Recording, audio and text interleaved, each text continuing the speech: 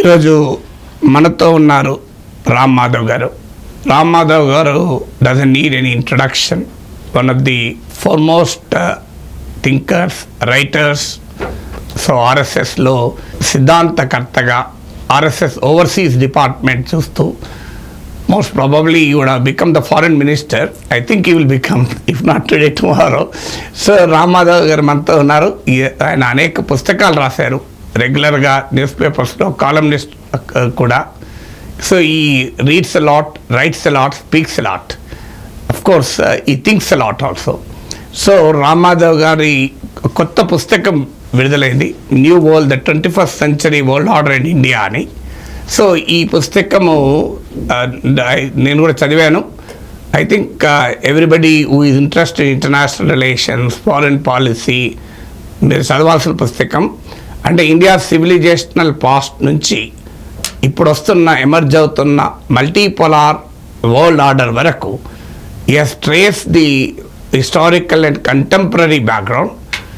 You may agree, you may disagree with his postulates, but you cannot certainly ignore it. So ఈరోజు మనము ఈ పుస్తక ఆవిష్కరణ సందర్భంగా ఇండియాస్ ఫారెన్ పాలసీ అనే అంశాలపైన మాట్లాడదాం.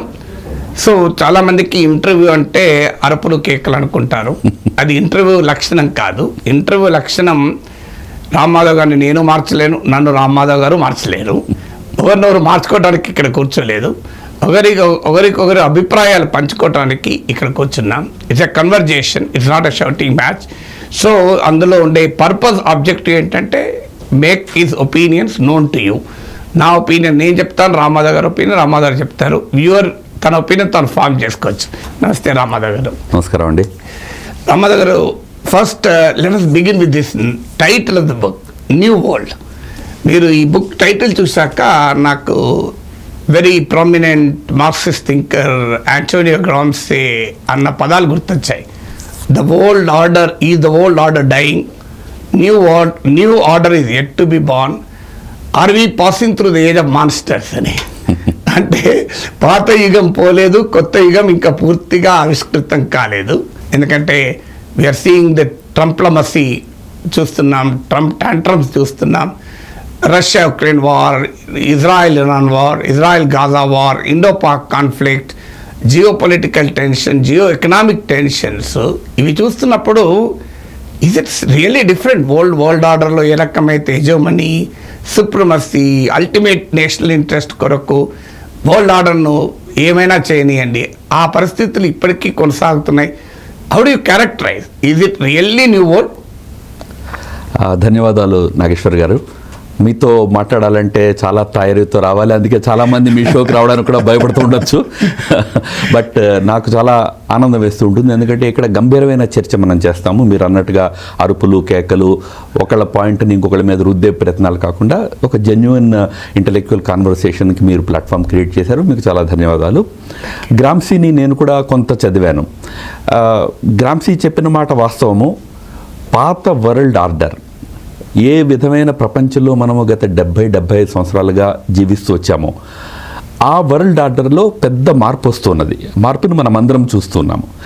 ఇది ఒక సంధి కాలం. ఒక ఆర్డర్లో నుంచి రెండో ఆర్డర్లోకి మారేటప్పుడు ఆ మధ్యలో కొంతకాలం పాటు కొంత అవ్యవస్థ కనపడుతుంది. కాబట్టి ఈరోజు కనిపించేది ఆర్డర్ కంటే ఎక్కువగా డిజార్డర్ అనిపిస్తోంది. It's a global disorder right now. We are passing through a disorder. But this disorder has certain symptoms of the new order. రాబోయే ప్రపంచపు కొన్ని లక్షణాలు ఈ డిజార్డర్లోనే మనకు కనబడుతున్నాయి. మీరు ఉదాహరణకి ట్రంప్ గురించి చెప్పారు. ట్రంప్ యొక్క విదేశాంగ విధానం ఏదైతే ఉందో అది అమెరికా యొక్క ప్రభావాన్ని, ప్రాబల్యాన్ని తగ్గించే విధంగా ఉన్నది ఇవాళ. కాబట్టి రాబోయే ప్రపంచంలో మనం అమెరికా యొక్క ప్రాబల్యం తగ్గడం చూస్తాము. ఆల్రెడీ మనమందరము పెరుగుతున్న చైనా యొక్క ప్రాబల్యాన్ని చూస్తున్నాం. కాబట్టి కొన్ని లక్షణాలు ఈ కొత్త ప్రపంచం ఏదైతే రాబోతున్నదో అవి కనబడుతున్నాయి. నా పుస్తకము ముఖ్యంగా 10 ఆ లక్షణాల గురించి రాశాను నేను. 10 points about the new world. చివరి చాప్టర్లో చాలా డీటెయిల్గా చెప్పారు. దాంట్లో రెండో భాగంలో నేను ఒకవేళ భారతదేశం కనుక ఈ కొత్త ప్రపంచంలో ప్రముఖ పాత్ర పోషించాలని అనుకున్నట్లయితే 10 పనులు ఏం చేయాలి భారతదేశం, దానికి ఎలా తయారు కావాలి అనే 10 అంశాలను కూడా నేను రాశాను. కొత్త ప్రపంచం వస్తున్నది అనే విషయంలో నాకు ఎటువంటి సందేహం లేదు. నేను మన ఏదో ఆటవిక యుగం వైపు వెళ్తున్నాము అనే అభిప్రాయంలో నేను లేను. తప్పనిసరిగా ఒక నూతన వ్యవస్థ రాబోతున్నది. ఆ నూతన వ్యవస్థని ఎవరు గైడ్ చేస్తారు అనేదే ప్రశ్న. ఇప్పటివరకున్న వ్యవస్థల్ని లార్జ్లీ పాశ్చాత్యులు గైడ్ చేశారు, వెస్టర్న్ పవర్స్ గైడ్ చేశాయి. రాబోయే రోజుల్లో అవి చేయలేవు. ఎందుకంటే ప్రపంచంలో అనేక దేశాలు ఇవాళ మధ్య అనే మిడిల్ పవర్స్గా, లేకుంటే చైనా లాంటి దేశాలు బిగ్ పవర్స్గా ఇవాళ ఎమర్జ్ అయి ఉన్నాయి. ఇలా మల్టీపోలార్ వ్యవస్థలో ఈ నూతన వ్యవస్థలు ఎవరు నడిపిస్తారనే ప్రశ్న ఇవాళ ప్రపంచం ముందు ఉంది. భారతదేశం దానికి తయారు కావాలి. చాలా కరెక్ట్గా చెప్పారు రామారావు గారు. మీరు మల్టీపోలారిటీ నిజమే, మీరు అన్నట్లు బైపోలార్ వరల్డ్ కోల్డ్ వార్లో చూసాం. Immediately after the fall of Soviet Union unipolarity లక్షణాలు చూసాం. ప్రాసెస్లో ఈ లాస్ట్ 10-20 ఇయర్స్లో డెఫినెట్గా మల్టీపోలారిటీ చూస్తున్నాం. ఈ మల్టీపోలారిటీకి మన దేశం సిద్ధపడాలి, దీనికి నాయకత్వం వహించాలని సాధారణంగా భారతీయులుగా మీరైనా నేనైనా ఆశిస్తాం. అది ఏ మేరకు మనం సాధించగలుగుతున్నాం అని మాట్లాడుకుందాం. ముందుగా నైబర్హుడ్, ఇంట గెలిసి రచ్చగలవాలంటారు కదా. So let's begin with India's neighbourhood and just go through the world map. ప్రపంచ మ్యాప్లోకి వెళ్ళి ఎలా how India is navigating this new world order, as you said, which inherits the certain characteristics of the world order and which perhaps also indicative of the future order. So ఇందులో నైబర్హుడ్తో మొదలు పెడదాం. 2014లో prime minister Modi బాధ్యతలు చేపట్టాక neighbourhood డిప్లొమసీతో మొదలుపెట్టారు. నవాజ్ షరీఫ్ లాంటి వాళ్ళు వచ్చారు. So we have seen India's neighbours participating in Prime Minister swearing in. But in the last 11 years, I am not blaming anybody, but the fact remains, మన నైబర్హుడ్లో ఇండియన్ ఇన్ఫ్లుయెన్స్ తగ్గినట్టుగా కనిపిస్తుంది. నేపాల్లో anti India sentiment, what ever it may be, వాళ్ళ మ్యాపే parliament ఆమోదించింది. మాల్దీవ్స్లో India out campaign ఇప్పుడు కాస్త మొయిజు మళ్ళీ తోవకొస్తున్నట్టున్నాడు, prime మినిస్టర్గా వెళ్తున్నారు. శ్రీలంకలో చైనీస్ ఇన్ఫ్లుయెన్స్ పెరిగింది. బంగ్లాదేశ్లో అవామీ లీగ్ పతనం తర్వాత యాంటీ ఇండియా క్యారెక్టర్స్ పెరిగాయి. సో ఈ entire Indian neighbour, China Pakistan nexus చాలా బలమైంది. క్వాలిటేటివ్గా ఆపరేషన్ సింధూర్ టైంలో పెరిగిన మాట చూస్తున్నాం. చైనీస్ ఫుట్ ప్రింట్ ఏమో ఎంటైర్ నైబర్హుడ్లో పెరుగుతోంది. ఇండియాస్ ఇన్ఫ్లుయెన్స్ ఏమో కంపారిటివ్లీ తగ్గుతున్నట్టు కనబడుతోంది కదా. How do you define this neighbourhood diplomacy results? Firstly multipolarity ఇవాళ ఒక వాస్తవికమైనటువంటి పరిస్థితి. It's a reality today.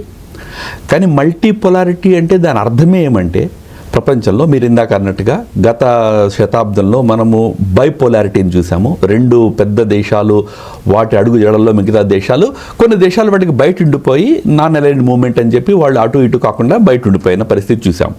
కానీ ఇప్పుడుండే పరిస్థితి అలా కాదు. 2 పెద్ద దేశాలు ఉన్నాయి, డెఫినెట్గా అమెరికా, చైనా 2 పెద్ద దేశాలు.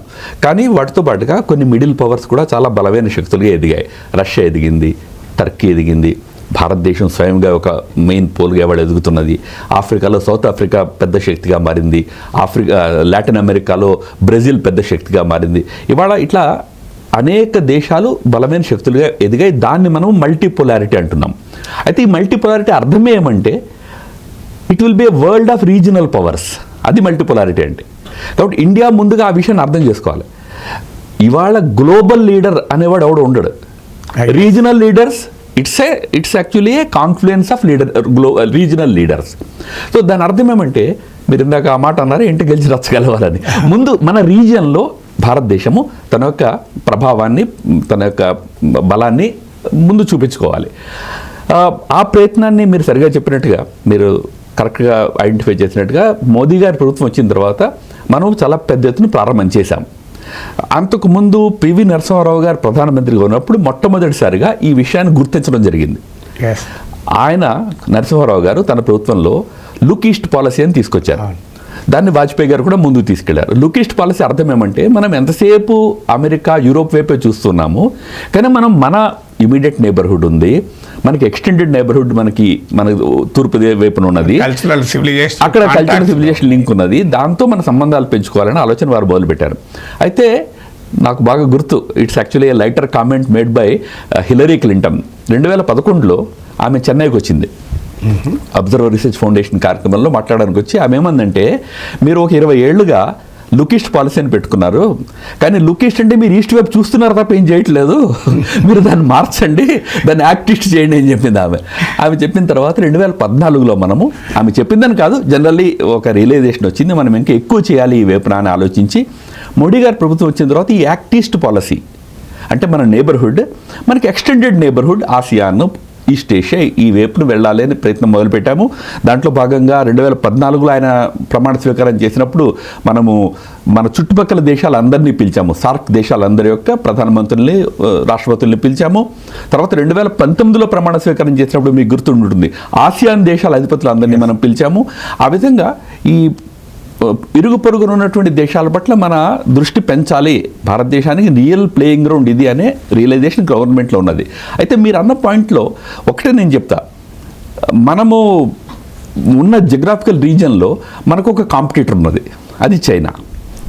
మన ఇద్దరము ఒకే రీజన్లో ఉన్నాం, మనం ఇరుగు పొరుగు దేశాలను ఇవాళ అన్ఫార్చునేట్లీ టిబెట్ని చైనా కబ్జా చేసిన తర్వాత మనం ఇరుగు పొరుగులు అయిపోయినాం. You can't change the geography anyway.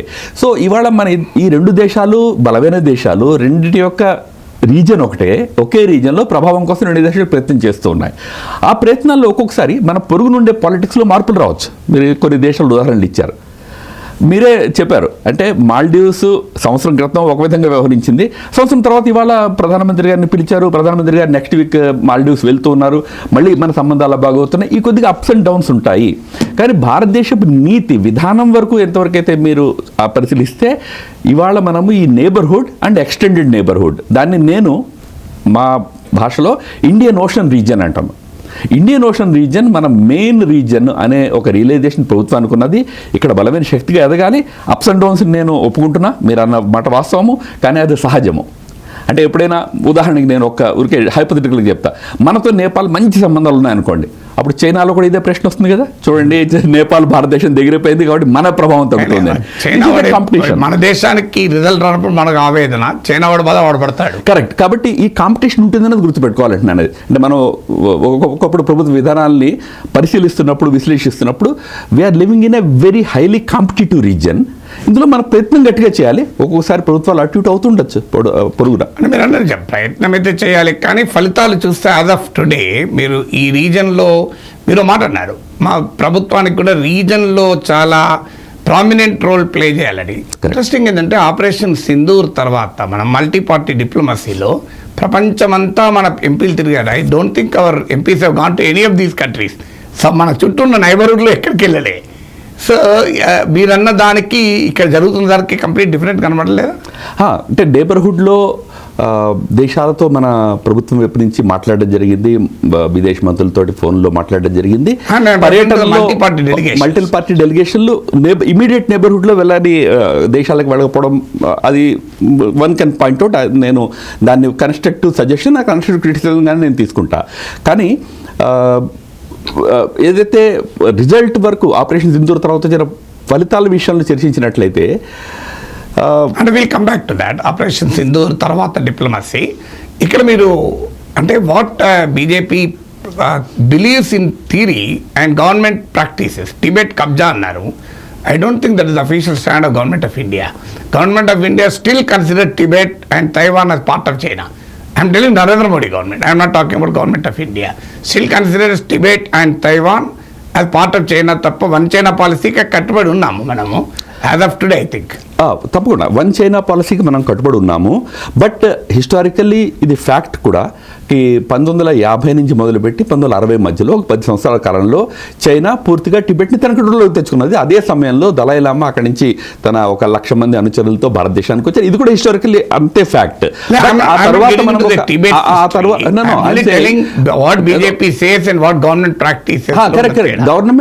Government is a continuum. ఇవాళ గవర్నమెంట్ బీజేపీ ఉంటుంది, ఫారిన్ పాలసీలో కూడా at one level everything is a continuum.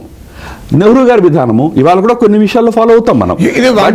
But మీరు నెహ్రూ అన్నారు కదా, sorry to disturb you. One of the fine fascinating parts of this book, I read this book. Normally I don't want to put you in trouble by asking a question with reference to Modi ji, but let me tell you, normally trend ఏంటంటే to discard the past. అంటే అంతకుముందు ఏమీ జరగలేదు ఇండియాలో, కానీ ఈ బుక్లో you have also referred to the past foreign policy ఇప్పుడు కూడా అన్నారు మీరు కంటిన్యూ అని.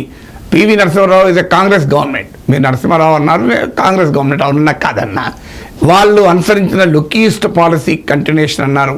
ఈవెన్ ఇండియన్ ఓషన్ రీజన్లో కూడా I think it was a Congress government we started the Indian ocean రీమ్ association for regional cooperation, Indian ocean initiative తీసుకున్నది. So it's good thing also, ప్రభుత్వాలు అనేది continuity and change ఉండాలి. So how do reflect on this అంటే ఒక political narrative ఏమో India was nothing before 2014, India did not exist అనే రీతిలో ఒక political narrative. But when you come to intellectual exposition you have ఇప్పుడు ఇక్కడ ఇంటర్వ్యూలో చెప్పినట్లే బుక్లో కూడా you have quoted several things which appreciated the past. So you will be your critical of the past also, but how do react to this? No, డెఫినెట్గా భారతదేశం 2014లోనో 2019లోనో లేదా 1998లోనో ప్రారంభమైందని మేమెవరు ఎప్పుడు అనలే. 70 సంవత్సరాల మన రాజకీయ ప్రస్థానంలో స్వతంత్రం వచ్చిన తర్వాత అనేక ప్రభుత్వాలు అనేక రకాలుగా భారతదేశపు ఈ ఇవాల్టి పరిస్థితి అంటే అభివృద్ధికి వికాసానికి అనేక రకాల కంట్రిబ్యూషన్ చేశాయి. ఎస్పెషల్లీ విదేశ విధానం ఏదైతే ఉందో, విదేశాంగ విధానం ఏదైతే ఉన్నదో ఇది 2 లెవెల్స్లో ఉంటుందండి. ఒక లెవెల్లో అది కంటిన్యూ ఉంటుందండి. పాత విదేశ విధానాన్ని మనం కంటిన్యూ చేయాల్సి వస్తుంది. ఓవర్ నైట్ ప్రభుత్వం మారగానే విధానం మారిపోదు. రెండోది ప్రతి ప్రభుత్వము తన యొక్క ఫ్లేవర్ని యాడ్ చేస్తుంది దానికి. మోడీ గారి ప్రభుత్వం ఒక స్ట్రాంగ్ ఫ్లేవర్ని యాడ్ చేస్తుంది. నేను ఇందాక చెప్పినట్టుగా లూకిస్ట్ని యాక్టిస్ట్ లెవెల్కి తీసుకువెళ్ళడము మోడీ గారు చేసినటువంటి పెద్ద కంట్రిబ్యూషను. దాని అర్థం అంతకు ముందు ఏమీ జరగలేదని కూడా కాదు. నేను అందులో పుస్తకంలో క్లియర్గా రాశాను. కొన్ని పొరపాట్లు జరుగుంటే ఆ పొరపాట్లు కూడా చర్చించాం మనం. దాంట్లో ఆ పొరపాట్లు ఏమిటి, మన టిబెట్ విధానం ప్రారంభంలో ఎక్కడ మనం తప్పుడు అడుగులు వేసాము, ఈ విషయాలు కూడా నేను చర్చించా. బట్ దాని అర్థము it's a very academic discussion. గతం నాస్తి కాదు నేస్తం, అది అనుభవాల ఆస్తి అని నారాయణ రెడ్డి గారు రాశారు, శ్రీనారాయణ రెడ్డి గారు. ఆ అనుభవాలు మంచివి ఉంటాయి, చెడు ఉంటాయి. అన్ని అనుభవాల్ని మనం ఆ అనుభవాల్ని స్వాగతం చేసుకుని భావికి స్వాగతం పలకాలని రాశారు ఆయన. వాటిని యూ షుడ్ ఇంటర్నలైజ్ దెమ్. కాబట్టి రిజెక్ట్ చేయడము అనేది మా విధానం కాదు, అది సరైనది కూడా కాదు. అది వ్యూవర్ విల్ డిసైడ్. మీరు రామాధవ్ గారు రిజెక్ట్ చేయలేదు, రామాధవ్ గారు అప్రిషియేట్ చేశారు ఈ పుస్తకంలో. So he was equally critical and equally appreciate of the past. So I'm not in mathematical terms equal అంటే. So then coming to the మీరు అన్నట్లు మోడీ గవర్నమెంట్ ఫ్లేవర్ అన్నారు. So let me now come to the Operation Sindoor and post-Operation Sindoor diplomacy. So post-Operation Sindoor diplomacy lo chuste, so we have achieved a remarkable battlefield success. Our military under a decisive political leadership, I definitely accept it. అంతకుముందు nuclear shadow కింద కొంత hesitancy ఉండేది. Even Vajpayee టైంలో కూడా కార్గిల్ వార్లో కూడా LOC దాటకూడదు అనేది విధానము, అది కాంగ్రెస్ గవర్నమెంట్ అయినా లేకపోతే ఈవెన్ బీజేపీ గవర్నమెంట్ అయినా. సో ఇంత బ్యాటిల్ ఫీల్డ్ అడ్వాంటేజ్ వచ్చింది, పాకిస్తాన్ మనం ఓడించాం.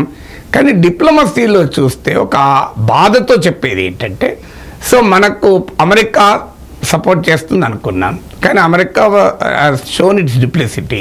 ఐ లవ్ పాకిస్తాన్ అంటున్నాడు ట్రంప్. తర్వాత మనకు చైనా ఎలాగూ సపోర్ట్ చేయదు, బికాజ్ మన క్వాడ్లో చైనా వ్యతిరేక అమెరికా నాయకత్వ కూటమిలో ఉన్నాను. సో రష్యా పాత సోవియట్ యూనియన్ లాగా మనకేమీ ప్రోయాక్టివ్గా సపోర్ట్ చేయలేదు, పాకిస్తాన్ 1971 వార్ లాగా. European powers were obviously complacent. Foreign minister Jaishankar అన్నట్లు they were preachers not partners. So not a single big power supported India openly. Even Pahalgam దాడుల మీద యుఎస్ రెజల్యూషన్లో ద రెసిస్టెంట్ ఫ్రంట్ పేరు కూడా చెప్పలేదు, మళ్ళీ ఇప్పుడు ఏదో టెర్రరిస్ట్గా డిసిగ్నేట్ చేశారు. So on the contrary Pakistan got Chinese support, Turkey support, America Trump support కూడా తర్వాత కాలంలో వచ్చింది. So how do you see military battlefield సక్సెస్తో పోలిస్తే డిప్లొమాటిక్ సక్సెస్లో ఎక్కడో డిఫరెన్స్ కనబడలేదా? కాబట్టి ఆపరేషన్ సింధూర్ నుంచి నేర్చుకోవాల్సిన గుణపాఠాల్లో ఒక పెద్ద గుణపాఠం ఏమంటే, పెద్ద లెసన్ ఏమంటే, ఇవాళ మనము ఒక కొత్త ప్రపంచంలోకి ఎంటర్ అయినాం. ఈ కొత్త ప్రపంచంలో యుద్ధాల యొక్క నేచర్ కూడా వేరే విధంగా ఉంటుందండి. ఇప్పుడు ఈ యుద్ధంలో ఎవరు గెలిచారు ఎవరు ఓడిపోయారనేది మీరు నిర్ణయం చేయలేరండి. అంటే నేను ఈ ఆపరేషన్ సింధూర్ గురించి చెప్పడంలే, ఓవరాల్గా ఇవాళ యుద్ధంలో సైనికుడు ఎదురు పడరు అసలు. It's a war which is fought using technologies. ఇటువంటి యుద్ధంలో రంగంలో మనం ప్రవేశించాం. కాబట్టి ఈ యుద్ధంలో ఒకటి ప్రత్యక్ష యుద్ధము, దాంట్లో మనము ఏం చేస్తామన్నది ఒకటి. రెండోది ప్రచార యుద్ధము, విచ్ ఈస్ కాల్డ్ పబ్లిసిటీ, దాని తర్వాత పర్సెప్షన్ బిల్డింగ్. ఇది కూడా చాలా ఇంపార్టెంట్ రోల్ ఇవాళ ఉన్నది. కొంతమంది క్రిటిసిజం అది చాలా సత్యదూరం ఏమి కాదు, పర్సెప్షన్ వార్లో బహుశా మనం వెనకబడుతున్నామా అనేది. అయితే ఇందులో మనం పాకిస్తాన్ యొక్క సఫలతను కూడా మరి ఎగ్జాగరేట్ చేయకూడదు.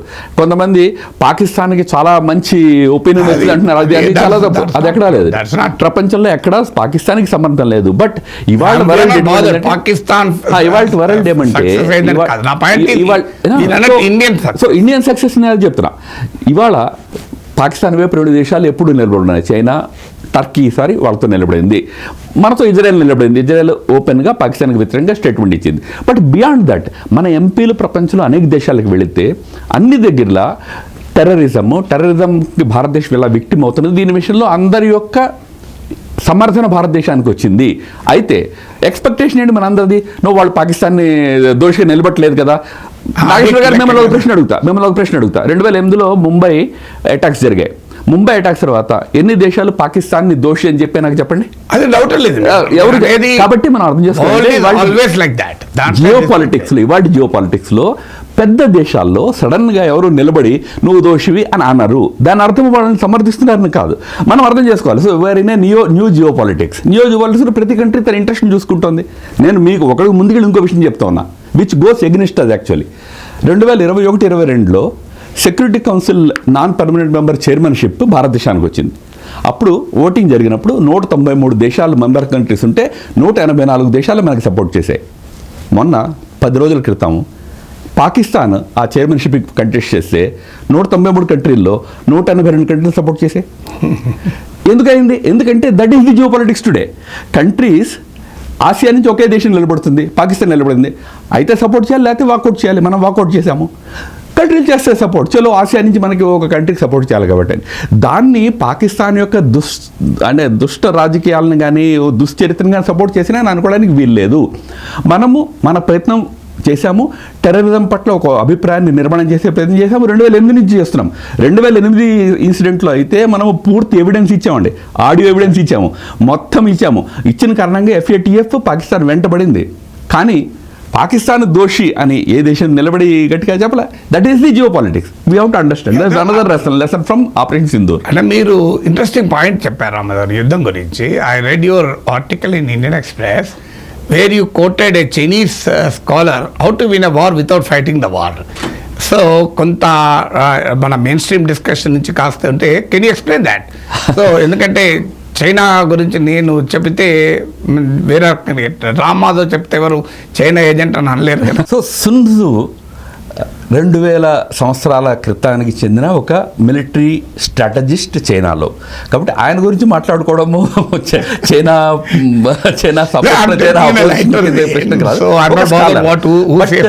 షింజు is a very important scholar for current day Chinese leadership అండి. ఎందుకంటే అతను అనేక సూత్రాలు చెప్పాడు. ఉదాహరణకి నువ్వు ఒక లక్ష్యాన్ని ఛేదించాలనుకుంటే 5 టార్గెట్స్ని పెట్టుకోమంటాడు ఆయన. 5 టార్గెట్స్ని పెట్టుకో, కన్ఫ్యూజ్ చేయి నీ శత్రువుని, నీ టార్గెట్ ఏంటో నువ్వు క్లియర్గా ఉండు, దాన్ని నువ్వు అటాక్ చేయాలి. సో చైనా చేస్తుంటుంది. ఇప్పుడు మీరు అన్నారే చైనా నేపాల్కి వెళ్ళగానే మనం నేపాల్ చైనా కప్ చేసిన వాడు ఈలోగా మాల్డీవ్లో ఉంటాడు, ఇంకో దగ్గర ఉంటాడు, మన అలా ఉంచి మన దగ్గర ఏదో చేస్తాడు మాట చివరికి వచ్చి. So we have to understand China from that civilisational lens.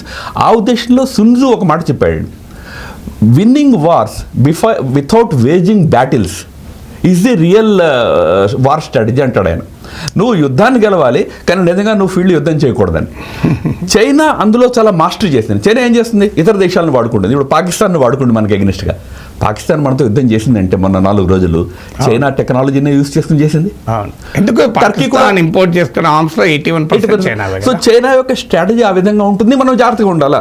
ఆ ఉద్దేశంతో నేను సున్జున్ కూడా కోట్ చేశాను. అంటే China is a civilisational state, మనం గుర్తుపెట్టుకోవాలి. Civilisational states come with their own memories, వాళ్ళకు ఒక సివిలైజేషనల్ బిహేవియర్ ఉంటుంది. ఉదాహరణ మనం అనుకోండి, మన దేశము వ్యవహరించే విధానము మన సివిలైజేషనల్ క్యారెక్టర్ కారణంగా వచ్చిందండి. నెహ్రూ గారు 1971 వరకు కొట్లాడి చైనాకి యునైటెడ్ నేషన్స్లో మెంబర్షిప్ ఇప్పించారు, పెర్మనెంట్ మెంబర్ చేయించారు. అంతకుముందు తైవాన్ ఉండేది పర్మనెంట్ మెంబర్గా, నెహ్రూ గారు గొడవ చేసి ఇప్పించారు తైవాన్ కాదు చైనాకి ఇవ్వాలని. అది మేకే కూర్చుంది ఇవాళ. కానీ మనం ఎందుకు చేసాం మనకి తెలీదా చైనా మనకి ఎగ్నిస్ట్ అని? ఎందుకు చేసామంటే మన స్వభావం, అరే వాడు మనకి శత్రువైనా మనం వాడికి శత్రువు, మనం వాడిని శత్రువుగా చూడండి రా, వాడికి that is our civilisational behaviour. దాంట్లో జాగ్రత్తగా ఉండాలా, ఇతర దేశాల యొక్క సివిలైజేషనల్ బిహేవియర్ని అర్థం చేసుకుని మనం వ్యవహరించాలి. అందుకోసం నేను సున్జున్ కోట్ చేశాను. అంటే శత్రువైనా మిత్రులైనా వ్యూహాత్మకమే, నథింగ్ ఈజ్ పర్మనెంట్. కానీ మీరు చైనా ప్రస్తావన చేశారు కనుక మనము క్వాడ్లో భాగస్వామి, బికాజ్ మనకు అమెరికాకు కన్వర్జెన్స్ ఆఫ్ ఇంట్రెస్ట్. చైనాను కంటైన్ చేయాలి కనుక ఈ ప్రాంతంలో ఇండియాను మించిన దేశం లేదు.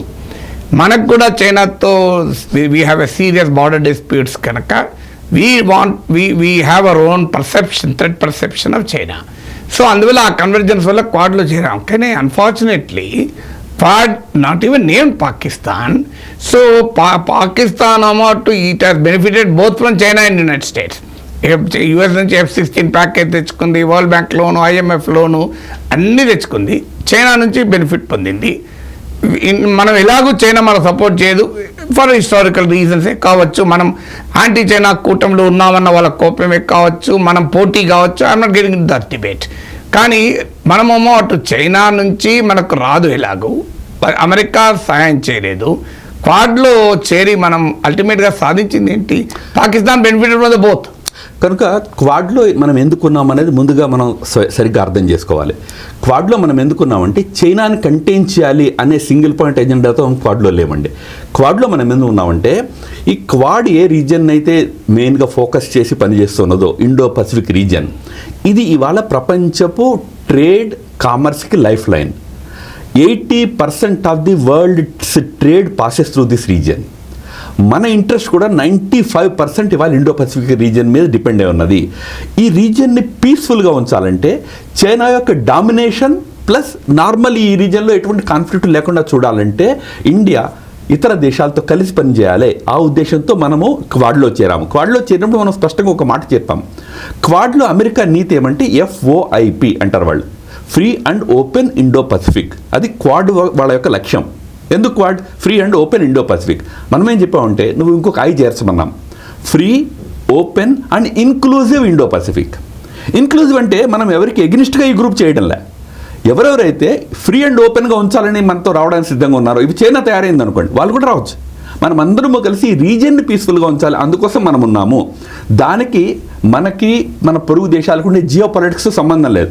ఎక్స్పెక్టేషన్ నేను కాదన్ను, మనం అంతా ఎక్స్పెక్ట్ చేసాం అన్ని దేశాలు మన వైపున పాకిస్తాన్కి ఎగనిస్ట్గా మనకి స్టేట్మెంట్ ఇచ్చేసేయాలని. అన్ని దేశాలు భారతదేశం పట్ల సహానుభూతిని వ్యక్తపరిచాయి. అమెరికా మాట్లాడింది, ట్రంప్ ప్రైమ్ మినిస్టర్తో మాట్లాడాడు, పుటిన్ ప్రైమ్ మినిస్టర్తో మాట్లాడాడు, బ్రిటిష్ ప్రైమ్ మినిస్టర్ మాట్లాడాడు, అందరూ మాట్లాడారు. మన ఎక్స్పెక్టేషన్ అంటే పాకిస్తాన్ పేరు చెప్పలేదు కదా, పాకిస్తాన్ పేరు ఎత్తి చెప్పలేదు కదా అని. దాని అంటే that expectation is natural, but that is slightly over expectation. కానీ మీరు పీస్ఫుల్ ఇండో పసిఫిక్ యుఎస్ నాయకత్వంలో, ప్రపంచంలో యుఎస్ బేసెస్ అంతా ఉన్నాయి. ఈవెన్ ఇండో పసిఫిక్లో కూడా ఒకినావాలో మిలిటరీ బేస్ ఉంది, వెస్ట్ ఏషియాలో బేసెస్ ఉన్నాయి, Indian ఓషన్లో Diego Garcia.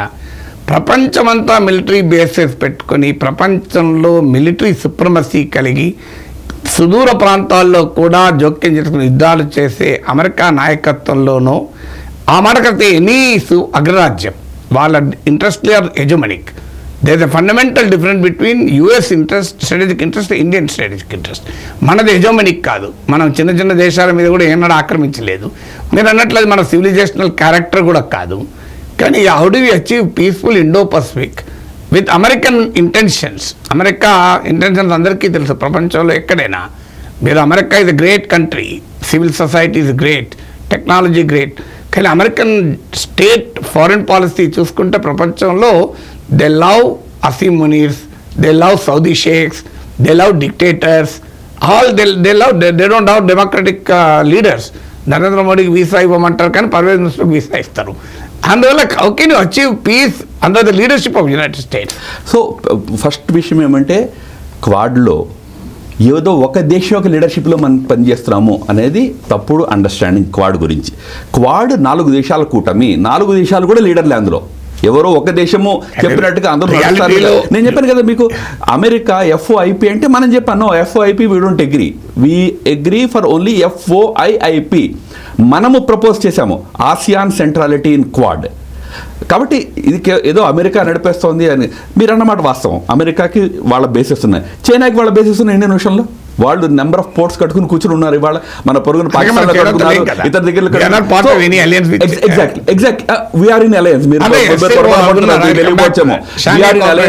Shanghai cooperation organisation ఉన్నాము. కాబట్టి దాన్ని బట్టి ఇది కూడా కాదు అంటే మనకపోవచ్చు. అమెరికా దృష్టిలో అమెరికా దృష్టిలో బ్రిక్స్ యాంటీ అమెరికా. ట్రంప్ పదే చెప్తున్నాడు మీరు బ్రిక్స్ నుంచి బయటికి రమ్మని, మనం రావడంలే.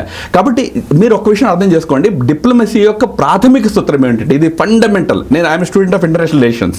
ఫండమెంటల్ సూత్రం ఏంటంటే there are no permanent friends, no permanent enemies, only permanent interest in diplomacy.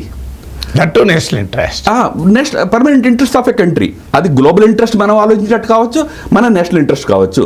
ఆ దృష్టితో చూసినప్పుడు మనం ఇవాళ చైనా డామినేటెడ్ అని అనుకునే బ్రిక్స్లోనూ ఉన్నాము, షాంఘై కోఆపరేషన్ ఆర్గనైజేషన్లో ఉన్నాము. మనం షాంఘై కోఆపరేషన్ ఆర్గనైజేషన్లో ఉండి కూడా వాళ్ళతో కలిసి మనం స్టేట్మెంట్ ఇవ్వడానికి రిఫ్యూజ్ చేసాము. We stood our ground. క్వాడ్లో కూడా మనం అమెరికా లీడర్షిప్లో నడవడంలే, we are standing our ground. Peace కావాలా? మీరు నిజంగా ఒక మంచి పాట చెప్పారు. చైనాకి వాళ్ళ అమెరికాకి వాళ్ళ డిగో గార్షియాలో ఒక బేస్ ఉంది.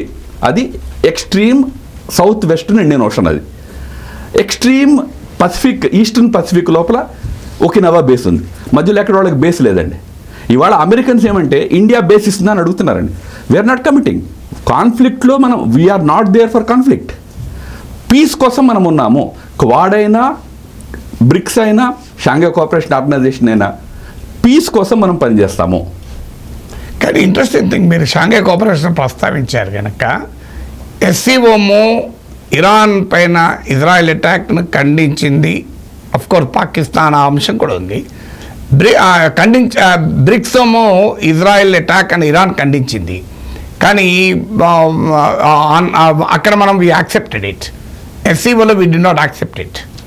సో ఇరాన్ వార్ పైన we have taken a diabolical stand కదా? లేదు, రెండింటి యొక్క టెక్స్ట్లో చాలా డిఫరెన్స్ ఉన్నది. SCO యొక్క టెక్స్ట్ అండ్ బ్రిక్స్ యొక్క టెక్స్ట్లో చాలా డిఫరెన్స్ ఉన్నది. అందుకని బ్రిక్స్ టెక్స్ట్ని మనం ఒక విధంగా మోడరేటెడ్ ఒక స్టాండ్. ఇన్ ఎనీ కేస్ ఇవాళ రోజున యూనిలేటరల్గా దేశాలు ఇతర దేశాల మీద అటాక్స్ చేయడము, ఇతర దేశాల మీద యుద్ధాలు చేయడం మనం ఎప్పుడు సపోర్ట్ చేయలే. అందుకనే యుక్రెయిన్ రష్యా వార్లో రష్యా మనకి ఇంత ఎప్పటి నుంచో దశాబ్దాలుగా మనకి మిత్రదేశం అయినప్పటికీ మనం స్టాండ్ తీసుకోవాలి. We stayed out of it. We said no, we don't support any war initiative అని. ఇజ్రాయెల్ గాజా విషయంలో ఇజ్రాయెల్ మనకి మంచి మిత్రదేశం అయినప్పటికీ వార్ విషయంలో అండ్ గాజాలో సివిలియన్ సఫరింగ్ విషయంలో ప్రైమ్ మినిస్టర్ గారు ఓపెన్ స్టాండ్ తీసుకున్నారు. సివిలియన్ సఫరింగ్ అవ్వకూడదు అని. మనము సివిలియన్స్ పైన సీజ్ ఫైర్ కావాలంటే కూడా 149 countries voted for that resolution. India abstained. Sir, Gaza issue lopala we all of course we stand by the commitment that human suffering ఉండకూడదు అని. కానీ గాజాలో ఏమవుతుందంటారంటే ఇవాళ కూడా హమాస్ ఇప్పుడే కూడా యాక్టివ్గా ఉన్నది. హ్యూమన్స్ని వాడుకుని, నేను ఒక 2 months క్రితం టెల్ అవీవ్లో ఉన్నా, ఇజ్రాయెల్లో ఉన్నా. నేను ఉన్న రోజున రాకెట్స్ వస్తున్నాయి గాజా నుంచి. ఇంత జరిగిన తర్వాత కూడా I can understand Hamas terrorist attack చేసింది, అది నిజమే. మై పాయింట్ ఈజ్ 56,000 మంది గాజాన్ ప్రజలు చనిపోయారు, 1,000 మంది పిల్లలు చనిపోతున్నారు.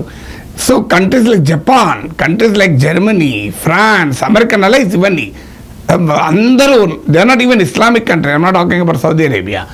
వాళ్ళందరూ 149 out of 193 countries cease fire కావాలి, మాస్ స్టార్వేషన్ వార్ వెపన్గా వాడద్దు అంటే అన్ఫార్చునేట్లీ ఇండియా అబ్స్టైన్. మీ బుక్లో one interesting point said human values should guide the foreign policy, not the power structures అన్నారు. కాబట్టి మరి హ్యూమన్ వాల్యూ మాస్ స్టార్వేషన్ ఆపడం కదా. First of all mass starvation అవుతుందా లేదా అనే దాని మీద చాలా డిబేట్ ఉన్నది. ఫుడ్ సప్లైస్ని కంప్లీట్గా అలౌ చేయడం జరిగింది, బట్ ఫుడ్ సప్లైస్ని హమాస్ కంట్రోల్ చేస్తున్నది వాళ్ళ గాజాలో. So there are many intricate issues. మనము అక్కడ సీజ్ ఫైర్ అవ్వాలి, యుద్ధం ఆగాలి, దానికి వ్యతిరేకం కాదండి. కానీ సీజ్ ఫైర్ చేయమని ఒక దేశానికి చెప్పలేం కదా. Can you ask only Russia to do cease fire?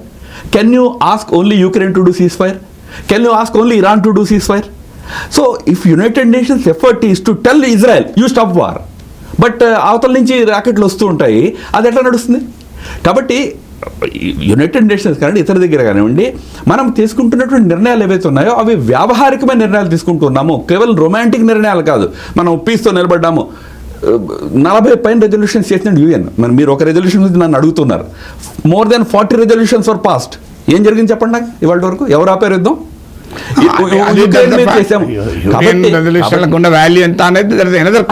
కాబట్టి దాంట్లో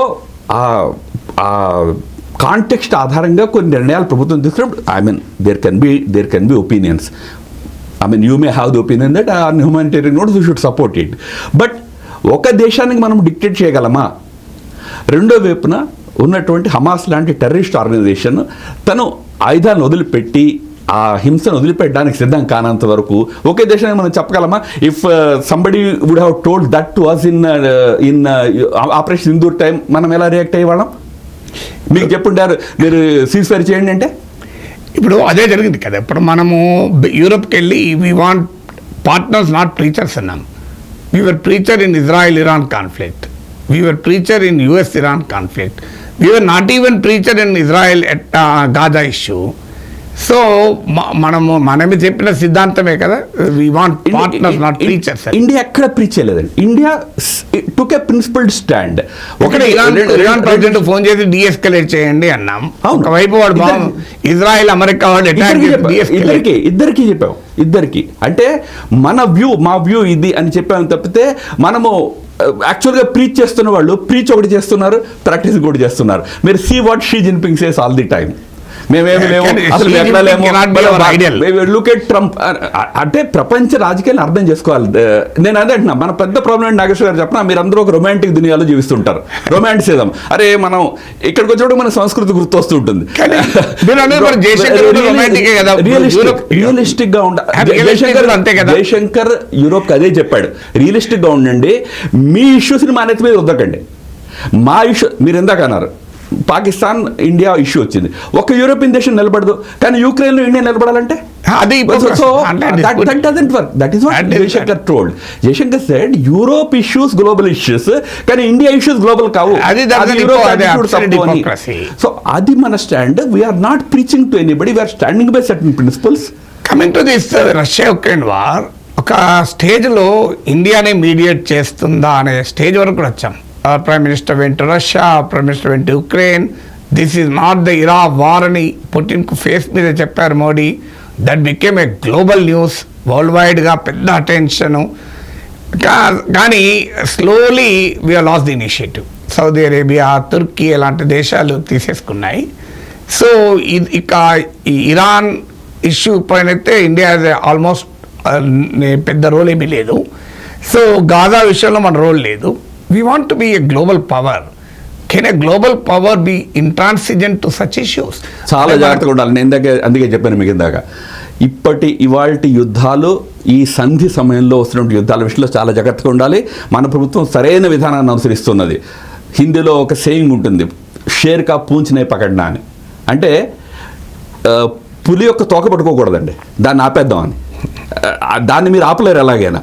దాన్ని పట్టుకున్న తర్వాత దాన్ని మీరు వదిలిపెట్టలేరు, ఎందుకంటే వదిలిపెట్టేది మిమ్మల్ని తినేస్తుంది. కాబట్టి ఇవాళ యుద్ధాలు ఏమంటే జాగ్రత్తగా ఉండాలి. మీకు అవకాశం వచ్చినప్పుడు yes you will play a role. ఆ రోల్ ప్లే చేయడానికి మనం ఎప్పుడు సిద్ధంగా ఉన్నాం, ఎందుకంటే మనం సైడ్ చేయలే ఎవరికి. అందుకని ఇవాళ మీరు రష్యాకి చెప్పినా రష్యా వినొచ్చు, యుక్రెయిన్ చెప్పినా యుక్రెయిన్ వినొచ్చు, ఎందుకంటే మనం సైడ్ తీసుకోలేదండి ఇతర దేశాలాగా. మీరు ఇందాక రెజల్యూషన్స్ వచ్చేస్తున్నాయని, ఆ రెజల్యూషన్ వచ్చిన తర్వాత ఒకసారి దాంట్లో మీరు ఓట్ చేసిన తర్వాత you will not be a neutral participant. ఇవాళ United Nations is taking sides. కాబట్టి భారతదేశము ప్రాగ్మాటిక్గా వ్యావహారికంగా ఆలోచించి యుద్ధాల్లో ఏ వైపుకి వెళ్ళలేదు. దాని అర్థము మీరు రోల్ ప్లే చేయలేరని కాదు, మనమే రోల్ ప్లే చేయగలం. ఏ రోజునైనా శాంతి కోసం అవకాశం వచ్చినట్లయితే భారతదేశం లాంటి దేశాలు ఏవైతే న్యూట్రల్గా నిలబడున్నాయో ఎటు వెళ్లకుండా వాళ్ళే ఒక నిజమైన సంధి చేసే రోల్ ప్లే చేయగలుగుతారు. ఆశిద్దాం అది. కానీ మీరు రష్యా విషయంలో it was correct. America sanctions కూడా మనం పట్టించుకోలేదు, కార్సా లాంటి బెదిరింపులను పట్టించుకోలేదు. We stood firmly on our ground. So we have ఇప్పుడు last month 43% of our oil imports are from Russia. కానీ ఇరాన్ విషయంలో మనం టోటల్గా అమెరికన్ ప్రెషర్స్కు సకంబ్ అయ్యాం, జీరో తెచ్చుకున్నాం కదా. ఆల్మోస్ట్ ఒకప్పుడు 10% ఉండే ఇరాన్ నుంచి. అదే Iran oil is cheaper, forget about what Iran does. మనకు ఎకనామిక్గా కూడా it makes sense to buy oil, it is రూపీలో చెల్లిస్తాం. సో రష్యా విషయంలో అంత గట్టిగా ఉన్నాం, ఇరాన్ విషయంలో మనం ఎంత లూజ్గా ఎందుకున్నాం? ఇరాన్ విషయంలో ఇరాన్ ఆయిల్ శాంక్షన్స్ విషయంలో అమెరికా ఇతర వెస్ట్రన్ కంట్రీస్తో మనం ఏకీభవించిన మాట వాస్తవము. దాని కారణంగా మనం ఇరాన్ నుంచి ఒకప్పుడు యూఆర్ రైట్, మనం 30% వరకు మన క్రూడ్ మనం ఇరాన్ నుంచి ఇంపోర్ట్ చేసుకునే వాళ్ళము. దాన్ని మనం తగ్గించిన మాట వాస్తవము. కానీ దాని కారణంగా మనం ఇరాన్ భారతదేశ సంబంధాలను మనం సమాప్తం చేసుకోలే. మన సంబంధాలు ఎప్పటికీ కొనసాగుతున్నాయి. యాక్చువల్గా ఇరాన్ భారతదేశ సంబంధాల్లో పెద్ద సమస్య ఏమంటే ఆ క్రూడ్ ఇంపోర్ట్స్ కారణంగా 2019 వరకు క్రూడ్ ఇంపోర్ట్స్ కారణంగా ఈ ఫిస్కల్ మన బైలేటరల్ ట్రేడ్ డెఫిసిట్ ఎంత పెరిగిపోయిందంటే మనం ఇంపోర్ట్ చేసుకుంటున్నాము, మనం డాలర్లు ఇవ్వలేము, మనం రూపాయలు ఇస్తున్నాము. ఆ రూపాయలు వాళ్ళు ఏం చేసుకోవాలి? అది రష్యాతో కూడా వచ్చింది. రష్యాతో టూ వే ట్రేడ్, రష్యాతో టూ వే ట్రేడ్ ఉంది మనకి, ఇరాన్తో లేదండి. ఇరాన్తో చాలా తక్కువ ఉంది. కొద్దిగా మన రైస్ అది వెళ్ళేది, ఆ రైస్ కూడా మనం ఆపేసామండి. ఆ ఒక్క విషయంలో, ఆ శాంక్షన్స్ విషయంలో మనం అంగీకరించిన మాట వాస్తవమే. కానీ దానివల్ల ఇరాన్తో సంబంధాలు మనం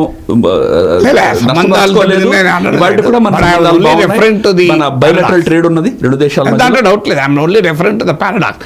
కమింగ్ టు ఆఫ్ఘనిస్తాన్, ఎందుకంటే మీరు మాకు ఇచ్చిన సమయంలో I just want to cover the entire world map. అందుకే I'm trying to navigate faster. So Afghanistan విషయంలో quite an interesting thing.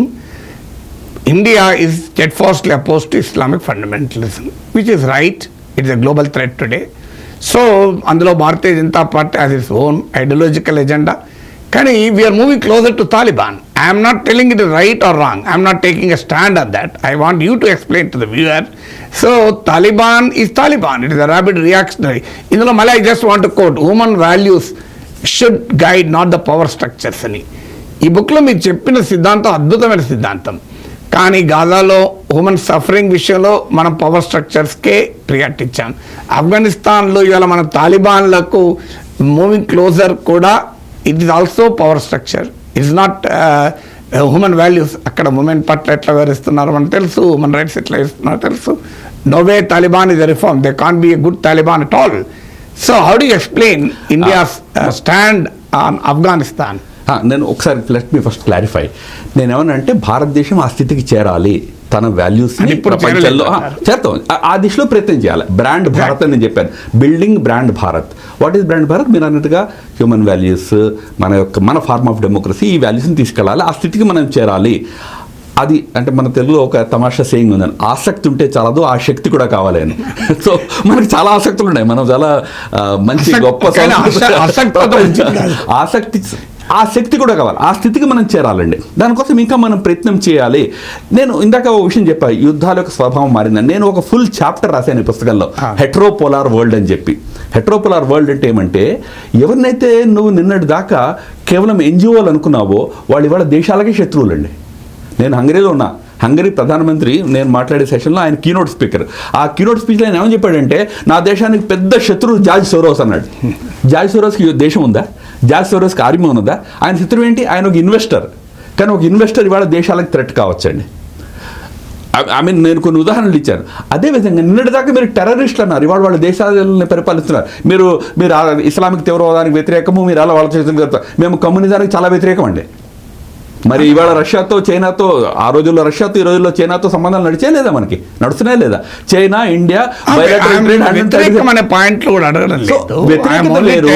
Rabbit reactionary Islamic fundamentals ఇవాళ కాకపోతే రేపైనా సో కాబట్టి ఇండియాకి threat.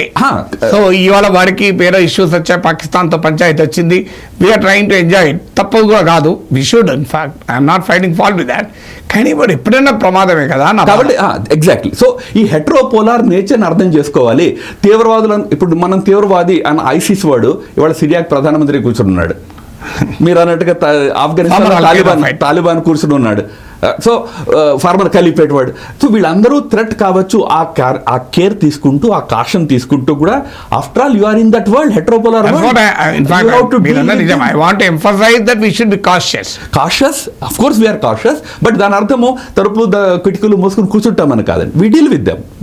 And we cannot decide who rules Afghanistan. Exactly. పొరుగు దేశంలో ఎవరు ప్రధానమంత్రి కావాలి, రాష్ట్రపతి కావాలి మనం నిర్ణయం చేయలేము. మీకు క్వశ్చన్ చెప్తా. 1999లో కార్గిల్ అయింది, ముషరఫ్ కారణము. 2002లో పార్లమెంట్లో అటాక్ అయింది, ముషరఫ్ కారణము. 2004లో ముషరఫ్ మన ఇండియాలో టాక్సీకి పిలిచాం మనం. అదే వాజ్పేయి గారు చాలా క్రిటిసిజం వచ్చింది. But you have to deal with countries, you have to deal with rulers, you can't choose your neighbours. కానీ అది ఎందుకు వస్తుంది క్రిటిసిజం అంటే, బీజేపీ పరివారం చెప్పేది ఒకటి, మోడీ ప్రభుత్వం చెప్పేది ఒకటి. మీకు ఆపరేషన్ సింధూర్లో చూడండి, అంటే బీజేపీ పరివారం అంటే అనేది నాయకులు కాదు, కింద జనమంతా అసలు ఆపరేషన్ సింధూర్ ఆపొద్దు, కొట్టిపడాలి, పిఓకే ఆక్రమించాలి, అసలు పాకిస్తాన్ సంగతి తేల్చాలి అని ఇక్కడ పరివారం. అక్కడ మోడీ ప్రభుత్వం ఏమో వ్యూహాత్మకంగా ఒక స్టేజ్ వచ్చాక it is agreed for a cease fire. అది పాకిస్తాన్ ఏదో బతిలాడితే కాళ్ళు మొక్కితే ఒప్పుకుందని అనుకోను, శరణాగత రక్షకుల కాదు ఇక్కడ. But we have our own strategic reasons to stop military operation. So ఒక స్టేజ్ వచ్చాక ఏ కంట్రీ అయినా ఆపుతుంది. I'm not finding fault with that Modi government is right and UN individuals cannot decide what should governments do in such military conflicts. ప్రభుత్వం is a repository of wisdom, not individual like me. So కానీ ఇక్కడ interesting ఏంటంటే, మీరు ఈ బుక్లో రాశారు, very interesting, quote Lal Bahadur Shastri. So అంటే nations power will decide the future role we play in the world. అందులో communal linguistic conflicts weaken the country అన్నారు. కానీ మీరు ఆపరేషన్ సింధూర్లో చూడండి, it's a massive polarization. Colonel Sofiya Qureshi పై మీ మంత్రులు చేసిన కామెంట్లు చూసాం. So how do react to this? ఇది ఇండియన్ వాల్యూని తగ్గించదా గ్లోబల్ స్టేజ్లో? ఎటువంటి ఆపరేషన్ సింధూర్ సంబంధించినంత వరకు ఎటువంటి పోలరైజేషన్ ఇండియాలో లేదు. ఒక మంత్రి చేసిన కామెంట్ అది తప్పుగా వెళ్ళడం జరిగింది, దాని తర్వాత ఆయన క్షమాపణ చెప్పడం జరిగింది. ఆయన ఉద్దేశం వేరు. ఎనీవే ఆ కాంట్రవర్సీని ఆ తర్వాత ఆయనే స్వయంగా క్షమాపణ చెప్తున్నాడు. కానీ కల్నల్ ఖురేషీ కానివ్వండి, ఆ రెండో ఎయిర్ ఫోర్స్ ఆఫీసర్ ఒక మహిళ కానివ్వండి, వీళ్ళు భారతదేశం యొక్క నిజమైనటువంటి army might and secular character ని దేశం ప్రపంచం ముందు పెట్టారు. విక్రమ్ మిశ్రీలో వదలలేదే పాపం, ఆయన ఏదో be happy, India is a democratic country.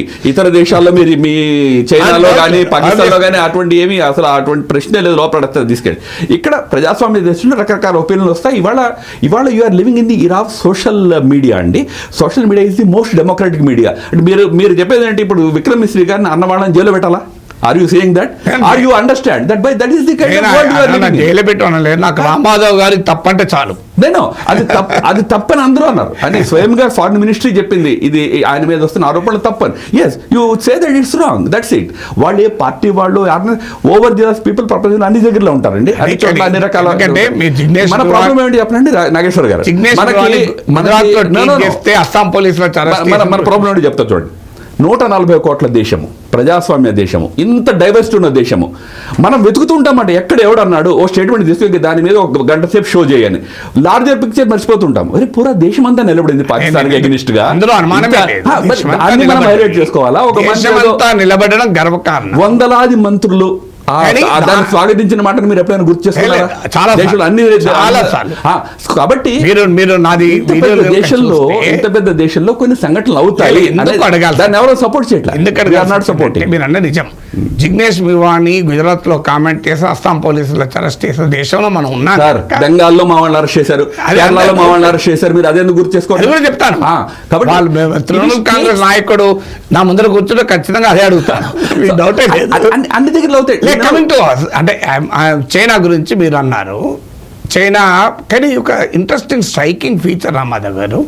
So ఈ ఆపరేషన్ సింధూర్ టైంలో we're seen the highest form of China Pak nexus. ప్రత్యక్షంగా మన పైన చైనా వాడు ఆయుధాలు ప్రయోగించలేదు కావచ్చు, కానీ పాకిస్తాన్ వాడు ప్రయోగించినంత చైనా ఆయుధాలే. సో మీకు కానీ ఎంటైర్ ఆపరేషన్ సింధూర్లో not a single statement against China.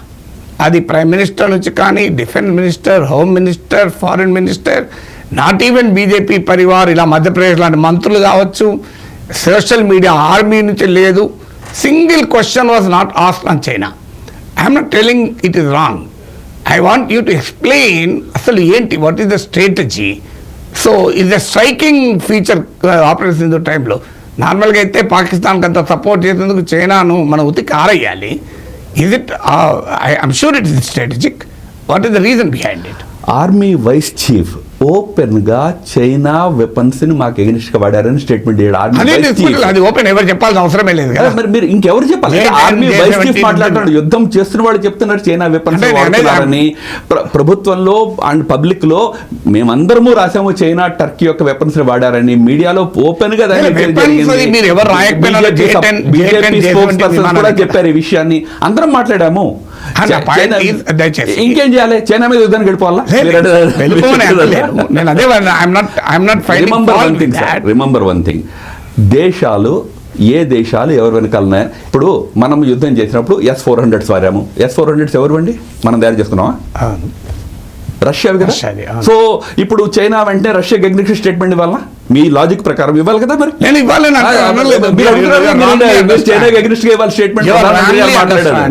కాబట్టి let me clarify. Modi government is right in maintaining that strategic silence. ఎందుకంటే వీ డోంట్ వాంట్ ఎంకరేజ్. ఇప్పుడు ఆల్రెడీ చైనా పాక్ నెక్సెస్ ఉంది. ఇప్పుడు వెళ్ళి చైనాతో కూడా ఘర్షణ పెట్టుకున్నాం ఈ టైంలో. ఇది ఇన్ ద నేషనల్ ఇంట్రెస్ట్. భయం ఏం లేదండి. టర్కీ సపోర్ట్ చేసింది. టర్కీ మనకి అగెనిస్ట్ గా ఓపెన్ స్టాండ్ తీసుకున్నది. చైనా ఓపెన్ స్టాండ్ తీసుకున్నది. బై ద వే చెప్తున్నా, చైనా వెపన్స్ వాళ్ళు వాడారు. చైనా ఓపెన్ స్టాండ్ ఏం తీసుకుందంటే ఇది ఈ కాన్ఫ్లిక్ట్ మంచిది కాదు, రెండు దేశాలు దాని గురించి ఆలోచించాలి, ఇదే స్టాండ్ తీసుకుంది. చైనా ఓపెన్ గా పాకిస్తాన్ పక్షాన్ని తీసుకోలే. బట్ మనకు తెలుసు వెనక నుంచి చైనా వెపన్స్ వాళ్ళు వాడారు. అదంతా మన టర్కీ ఓపెన్ స్టాండ్ తీసుకుంది. ఓపెన్ స్టాండ్ తీసుకోగానే మనం టర్కీకి అగెనిస్ట్ గా స్టెప్స్ తీసుకున్నాం. టర్కీ కంపెనీలు బంద్ చేయించాం ఇండియాలో. అదే బజార్కు వ్యతిరేకంగా ఆర్మేనియా కూడా ఆయుధాలు ఇచ్చాము. అవును, ఆ కాంటెక్స్ట్ లో అంటున్నాను. చైనా విషయంలో ఇండియా టుక్ ఏ కాషియస్ అప్రోచ్. ఎందుకంటే అది ఈ పని వేరే వాళ్ళు అడిగితే వెంటనే మీరు చైనా ఏజెంట్ల ఖాతాలు వేస్తారు, కానీ మోడీ గవర్నమెంట్ ఖాతాలు వేయలేం కనుక యూ మెయింటైన్ దట్ స్ట్రాటజిక్ కాషియస్నెస్. కాదని అనలేను, అవసరం కూడా. గత 10 ఏళ్లలో 80 చైనా యాప్స్ ని బ్యాన్ చేసామండి ఇండియాలో. ఎకనామిక్ సర్వేలో FDI there are opinions. FDI కావాలని చాలా, ఎఫ్డిఐ ఇవాళ కూడా రావచ్చు, కానీ అన్ని ఏరియాస్ లోకి మనం అలౌ చేయం చైనా ఎఫ్డిఐని. కొన్ని ఏరియాస్ లోకి మనం లార్జెస్ట్ ట్రేడింగ్ పార్ట్నర్. మీరు ఈ 11 ఏళ్ళు just compare 2011 to 2004 to 14, 2014 to 24, I think Modi టైంలో చైనాతో ట్రేడ్ చాలా పెరిగింది సార్. దానికి కారణం ఏం చెప్తాను నేను. ఈ ఫీల్డ్స్ ఏ ఫీల్డ్స్లో అయితే మనం చైనా మీద డిపెండ్ అయి ఉన్నామో ఆ ఫీల్డ్స్ గత 20 సంవత్సరాలుగా పెరుగుతూ వచ్చాయండి. మనం ఫార్మాస్యూటికల్స్లో డిపెండ్ అయినాము, కెమికల్స్లో డిపెండ్ అయినాము, ఐరన్ అండ్ స్టీల్లో డిపెండ్ అయినాము. ఈ ఫీల్డ్స్ స్ట్రెంగ్త్ అయ్యి మన ఎకానమీ పెరిగింది, దానివల్ల డిపెండెన్స్ పెరిగింది. అది మారాలి, దాన్ని మనం కూడా కోరుకుంటున్నాం. బ్యాలెన్స్ రావాలి అని చెప్పి మన బయలాటరల్ ట్రేడ్లో బ్యాలెన్స్ రావాలి. ఇవాళ చాలా ఇంబ్యాలెన్స్డ్ బయలాటరల్ ట్రేడ్ మనది. కానీ దాని అర్థం ఏంటి, ఎక్కడ మనము కలిసి పని చేయగలము అక్కడ కలిసి పని చేస్తాము. ఎక్కడ టైట్గా ఉండాలో అక్కడ మనం టైట్గా ఉంటున్నాము. చాలా ఏరియాస్లో మనం ఇవాళ చైనీస్ ఇన్వెస్ట్మెంట్స్ రానే ఉంది తెలుసండి. అదే సమయంలో government is batting for FDI from China and FDI అదే ఇండియా బయలటరల్ ట్రేడ్ ఒక ఎఫ్డిఐ వస్తుంది కదా, మార్కెట్ కదా. ఆఖరి మన దేవుని విగ్రహాలు కూడా చైనా నుంచి తెచ్చుకుంటాం. వస్తున్నాయి, ఇవాళ వస్తున్నాయి, వేరే రూట్స్ లో వస్తున్నాయి, ఆసియాన్ రూట్ లో వస్తాయి, ఇతర రూట్స్ నుంచి వస్తున్నాయి. అవి చైనా నుంచి డైరెక్ట్ గా రావట్లేదు, మనం చాలా టైట్ చేసాము, చేసినా కూడా వస్తున్నాయి. ఎందుకంటే మనకి ఫ్రీ ట్రేడ్ అగ్రిమెంట్స్ ఉన్నాయి, ఆ రూట్స్ లో వస్తున్నాయి. మనము ఫ్రీ అలా అయితే మనము ఫారిన్ డైరెక్ట్ ఇన్వెస్ట్మెంట్ విచ్చలవిడిగా అన్ని రంగాల్లోకి రావడానికి మనం ఎప్పుడు సిద్ధం కాదండి.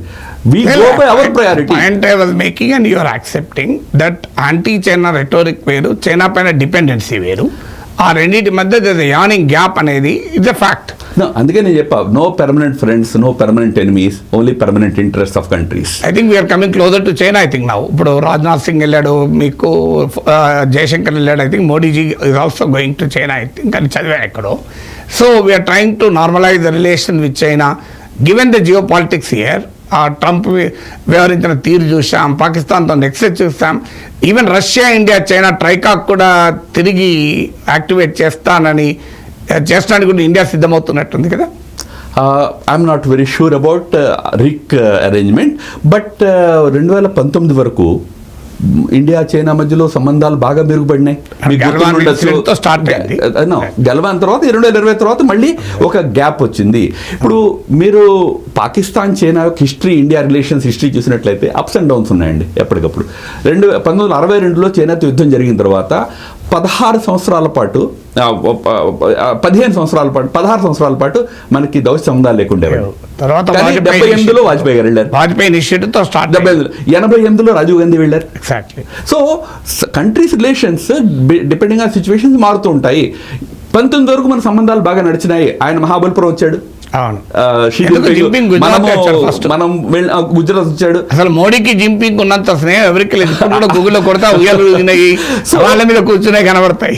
So that is pragmatic diplomacy. ఇవాల్టి వరల్డ్ లో ఆ విధంగానే మనం ముందుకు వెళ్లాల్సి వస్తుంది. మన ఇంట్రెస్ట్ మనం కాపాడుకుంటూ దేశాలతో ఎంతవరకు సంబంధం పెట్టుకోవాలి అంతవరకు పెట్టుకుని again moving closer to entering a phase of moving closer to China again. No close distance అని కాదండి, where your interest are involved అక్కడ మన ఇంట్రెస్ట్ వరకు ఎంత సంబంధం పెట్టుకోవాలి అంత సంబంధం పెట్టుకోవాలి. Coming to Trump, interesting thing. I think you may agree, may not agree. Overseas BJP supported Trump. So every BJP person wanted Trump to win. Trump seems to be a disaster for India. Of course, he is loving Pakistan. ఒక army chief and Asim Munir కా గౌరవం ఇచ్చాడు. మన prime మినిస్టర్ను Canada ఉన్నాక phone చేసి రమ్మన్నాడు. Fortunately prime minister did not go. That was the correct decision. Otherwise, and America is hyphenating India and Pakistan.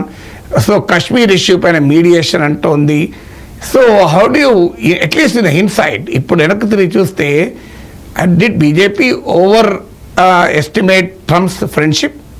First of all, overseas friends of BJP is not BJP. They are friends. వాళ్ళ politics, వాళ్ళ American citizens, వాళ్ళ politics వాళ్ళు play చేస్తారండి. దాంట్లో BJP per se ఏమీ role ఉండదు. First of all వాళ్ళు ట్రంప్కి support చేసారా చేయలేదా దాని మీద కూడా నేనేమన్నాను. యు ఆర్ రైట్, చాలామంది ట్రంప్ని ఇండియాలో కూడా చాలామంది ట్రంప్ ఒక ఫేవరెట్ గ్రూప్ ఇండియాలో కూడా ఉన్నదని కూడా నాకు తెలుసు. బట్ అబౌట్ ట్రంప్ బాగానే సీరియస్ ఉండి నాగేశ్వర్ గారు, మనం ఒకటి అర్థం చేసుకోవాలండి. Trump is a transactional leader. మీరు స్టాక్ మార్కెట్లో ఉండుంటే మీరు పదం వింటుంటారు, డే ట్రేడర్ అని.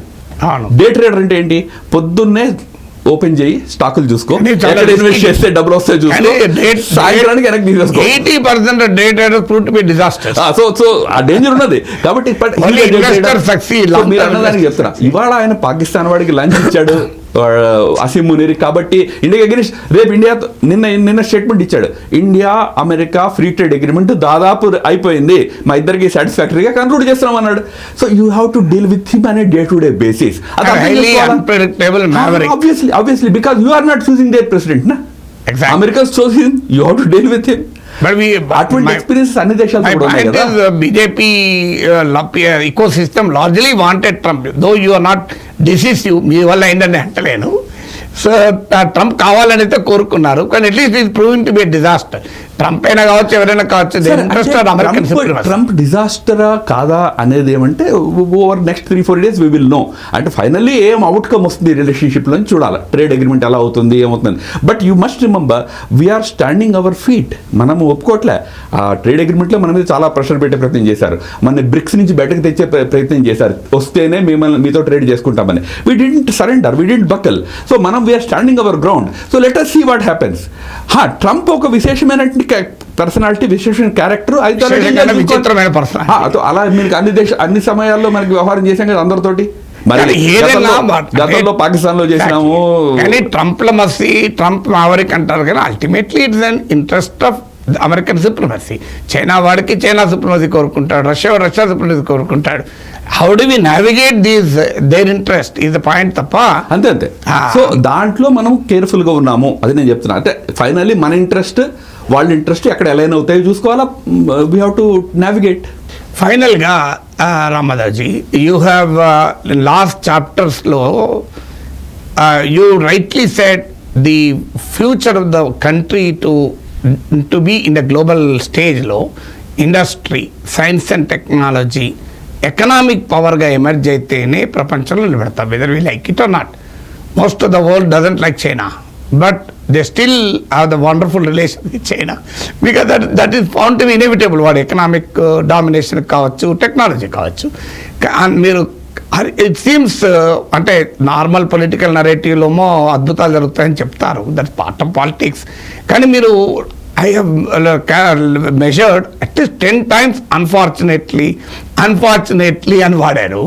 So you seems to be skeptical of the way India is progressing. I'm not telling you are critical, you are skeptical. ఇంకా మనము చెప్తున్న దానికి యాక్చువల్ గ్రౌండ్లో జరుగుతున్న దానికి ఇంకా there is a gap. The gap between what is India and what we are talking about it. No, నేను అది చెప్పలేదు. Where we have to reach where we are, దాంట్లో గ్యాప్ ఉన్నది. ఆ గ్యాప్ని బ్రిడ్జ్ చేయాలి. నా పుస్తకంలో నేను వెరీ ఓపెన్గా రాశాను. దీంట్లో 2 సమస్యలు ఇండియాలో ఏంటంటే, ఒకటి మనకి భయంకరమైనటువంటి అపారమైన ఆత్మవిశ్వాసం, to the extent we're so romantic about our selves. రెండోది అపారమైన ఆత్మగ్లాని, సెల్ఫ్